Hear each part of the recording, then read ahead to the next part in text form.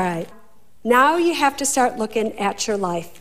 We have to look at how do we make an investment in who we are as people who are 25, 30, and 35, so we get to build a career for ourselves. So the goal here is going to be as follows. Rather than you being in a situation where you are dependent on a paycheck, I want you to get into a situation where those who give you a paycheck are dependent upon you. Did you hear that? That can happen. But in order to do that, you need time to make your mark so that you are noticed by those who you're working for. I want to tell you a story that I did with a woman by the name of Lauren. This is a true life story, and this is how you start to go from being broke to not being broke and working in a situation that you want. Here's Lauren, 21 years of age, and she wants to be a shoe designer. She gives her application to every single place in New York City, and everybody turns her down. She doesn't know what to do. She's talking to me about it. And one day, a friend of her mother's offers her a job for $65,000 a year as a toy designer for this woman's company. Lauren comes to me and says, Susie, $65,000 a year. I have to take this job. And I said, Lauren, do you want to be a toy designer? And she said, no, but Susie, I'm being a waitress right now. I'm doing things I don't want to do. The shoe places haven't answered me yet. This is $65,000 a year. I said, Lauren, I am asking you not to take this job. If there was ever a time in your life to stick by what you want to become, now is the time. Now is not the time for you to work for money. Now is the time for you to work for something that you love and you want to be for the rest of your life. She stuck by that. She turned it down. She didn't talk to me for almost 2 months after that. But what happened was she got a job in a shoe company in New York City for under $30,000 a year. And she says to me, all right, after taxes, after everything in New York City, can you tell me, Susie Orman, how do you expect for me to make it? I said, well, Lauren, we'll get to that in 1 second, but here are the rules of this game. If this is a company that you want to develop a career with, which it is, this is what you need to do. They want you to be there at 8 o'clock, get there at 7. You're supposed to leave at 5, stay until 8 or 9. Come in on Saturdays, you come in and work and do everything that they ask you and everything that they don't ask you. And you are not to ask them for a pay raise. This is not about money. This is about you establishing yourself to this company as the greatest worker they have ever seen, bar none. And she did that. Now, while she was doing that, she didn't quite know how to make it. And I said, all right, I want you to listen to me. For all these years that I've been telling you not to use credit cards, I want you to think about this. Years ago, when people really wanted to make a good investment and they wanted to make money, what did they do?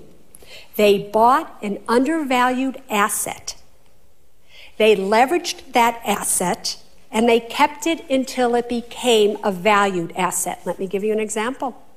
Years ago, people bought stocks when stocks were very cheap. When the shares of stock went up in value, they would sell them and make a lot of money. Real estate. They bought a piece of real estate. Years ago, real estate was undervalued. They would buy real estate, borrow money from a bank, wait until that piece of undervalued real estate became valued by everybody else, correct? And then they would sell it. And that's how fortunes were made. Let's get real today. What is out there that is undervalued? The stock market isn't that undervalued anymore, is it? Real estate isn't that undervalued anymore, is it? What is the only undervalued asset that is out there today, in my opinion, and probably yours? It's you. It is the youth of America. They have the most incredible educations of anybody out there. They are incredibly undervalued as an asset. So how do we make them become a valued asset? By investing in themselves. Are you following me? How do they do that? This is where my advice now has altered. While it is true that there are bad debt, good debt years ago for credit card, today for this young, fabulous, and broke generation, I am changing that terminology from bad debt, good debt, to bad uses and good uses of credit cards. What's a good use? A good use of a credit card is to go to the grocery store to buy groceries for you to eat. A bad use is taking a credit card and going to a restaurant for you to charge food to eat out with your friends. Good use of a credit card, putting gasoline in your car so you can get to your job. Bad use of a credit card, putting gasoline in your car so you can go on a skiing vacation with your buddies. There are good uses and there are bad uses. So we tried that with Lauren. And during those months when she was getting by, because she was using her credit card for good uses, coming in at 7 in the morning, leaving at 8 o'clock at night, every single person at this shoe company was noticing her. 1.5 years later, Lauren has now been promoted to one of the head designers of this shoe company.